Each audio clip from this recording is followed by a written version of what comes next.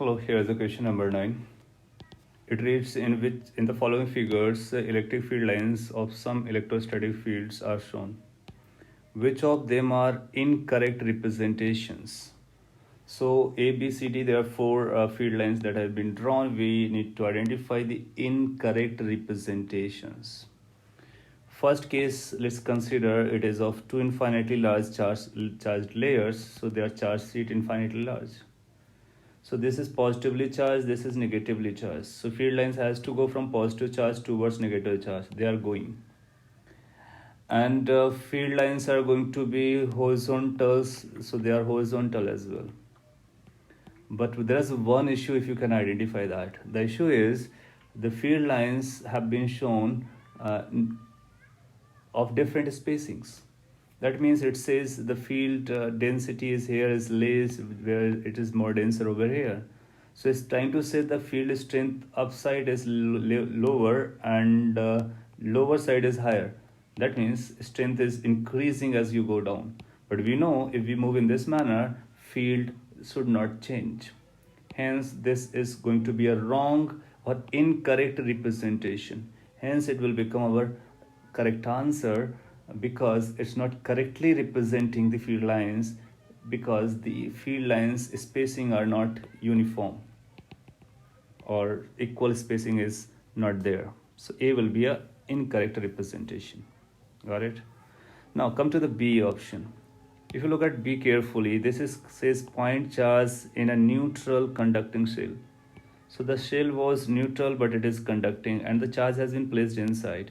If you look at the inside charge, so you'll find there's going to be charge induced on this inner surface, and the field lines is going to be based on the induced charge on the inner surface. And you know, since this is asymmetrically located, so if it is plus charge is at the cavity or inside, then you'll find minus charge density will be more over here, less density will be over here. So field lines will be denser towards the nearest surface. Yes, so it is there.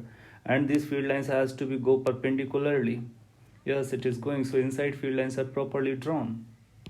However, when we come outside, then we will find the outside fields are decided by the radius of curvature. Or we can say the outside charge distribution is going to be decided by the radius of curvature of the surface. Since it's a cell, that means it's a symmetrical. Hence, you'll find charge density on the outer surface is going to be uniform. Hence, the field lines at the outer surface must be uniform, whereas it is shown denser over here, rarer over here. That's wrong. So it should be like uniformly distributed in all directions. So outside field must start with uniform way, radially outwards and uniformly. That means uniform in all the directions, or symmetrically, we can say symmetrically. So this is also an incorrect representation, hence this is also part of your answer. Furthermore, come to the C. This is also interesting, and if you catched it, it's good. This time the charge has been placed at the center. Still, this is a neutral conducting shell.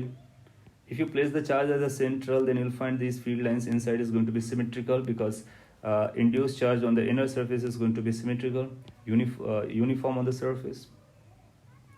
And these field lines has to be perpendicular on the surface. Yes.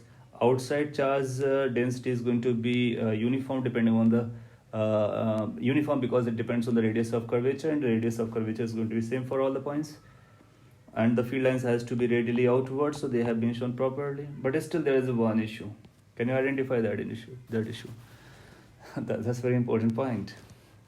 Now you see, if this charge name inside was Q, then the induced charge is going to be minus Q on the inner cavity, isn't it?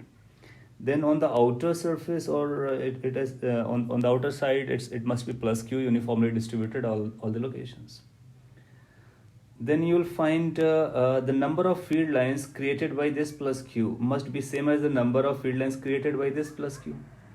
So if you take any Gaussian surface outside, it must be giving the same number of field lines that has been given by the inner charge. Because we know closed surface has a total flux or field lines which is Q upon epsilon naught. So this is also Q, this is also Q. That means outside fields also must be the same amount.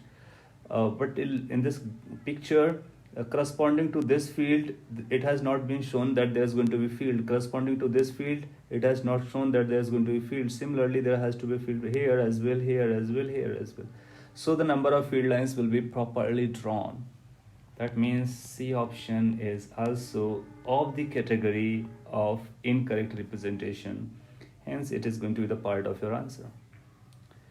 Option number D, it says two unequal point charges. So that's a plus point charge. This is a plus point charge.